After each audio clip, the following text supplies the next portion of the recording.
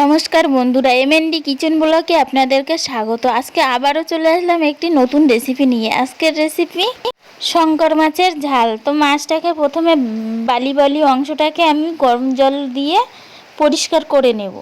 তার জন্য আমি এখানে ফুটান্ত গরম জল করে রেখেছি।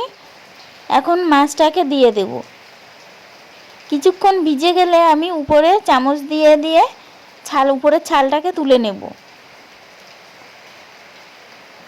এভাবে একে একে আমি সব মাছগুলোকে দিয়ে দেব।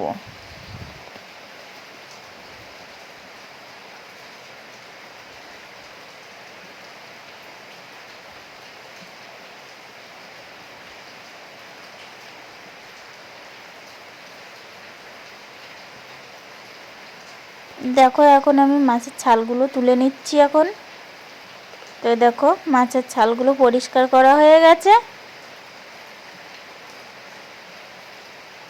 মাছগুলো ছালগুলো পরিষ্কার করার পরে কেমন লাগছে দেখুন।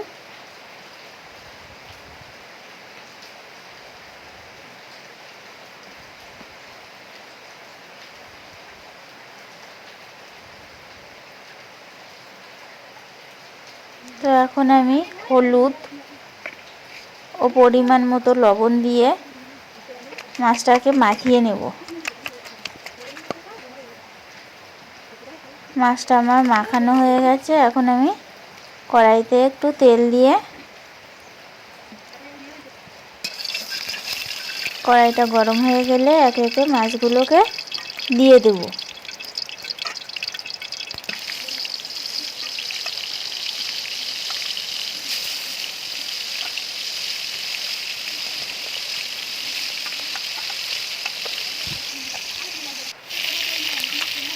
দেখো, মাছগুলো আমার ভাজা হয়ে এসেছে। এখন আমি মাছগুলোকে নামিয়ে নেব। দেখো, মাছগুলো ভাজা হয়ে গেছে। তো আবারও কড়াইতে একটু তেল দিয়ে দেব। একটু জিরে তেলের উপরে দিয়ে একটু পেঁয়াজ কুচি দিয়ে দেব।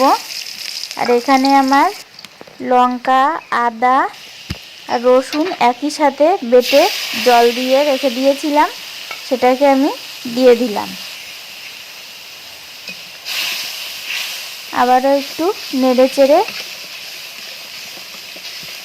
এটাকে আমি 1 মিনিটের জন্য ঢেকে রেখে দেব।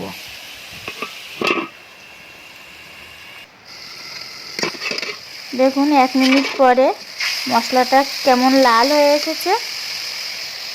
এখন আমি আলুগুলোকে দিয়ে দিলাম। সেই সাথে একটু হলুদ আর পরিমাণ মতো লবণ দিয়ে দেব। দিয়ে আবারও নেড়ে চেড়ে একটু ঢেকে দেব আলুগুলো সিদ্ধ হওয়া পর্যন্ত। এই সাইডে ভাতটা হয়ে এসেছে। দেখুন, আলুগুলোও সিদ্ধ হয়ে গেছে। তো এখন আমি একটু টমেটো কুচি দিয়ে দেব। দিয়ে আবারও একটু নেড়ে চেড়ে ভালো করে কষিয়ে নেব। দেখুন, এখন আমি একটু জল দিয়ে দেব পরিমাণ মতো।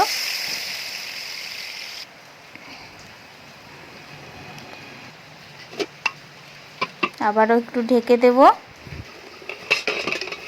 দেখুন, কিছুক্ষণ পরে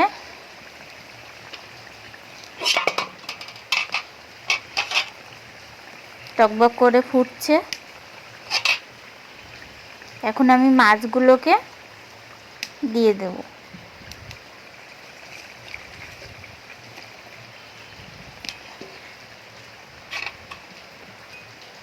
মাছগুলো দিয়ে ভালো করে নেড়ে চেড়ে মাছগুলো যেন ডুবে থাকে ঝোলে, তার জন্য একটুখানি ভালো করে নিচের দিকে দিয়ে দেবো মাছগুলো। দেখুন,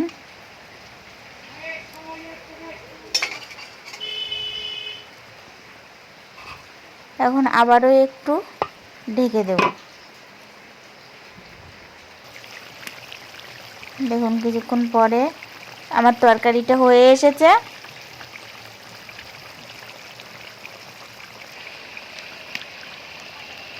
সানরাইজ মিট মশলা দিয়ে এটাকে আমি একটু দিয়ে দেব, উপরে দিয়ে নামিয়ে নেব।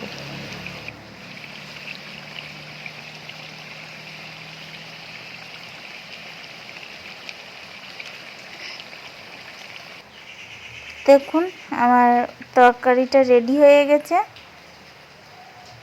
তো রেসিপিটা কেমন লাগলো অবশ্যই কমেন্ট করে জানাবেন। আর চ্যানেলে নতুন এসে থাকলে অবশ্যই চ্যানেলটাকে সাবস্ক্রাইব করে দেবেন। তো আপনারা বাড়িতে এভাবে বানিয়ে দেখতে পারেন।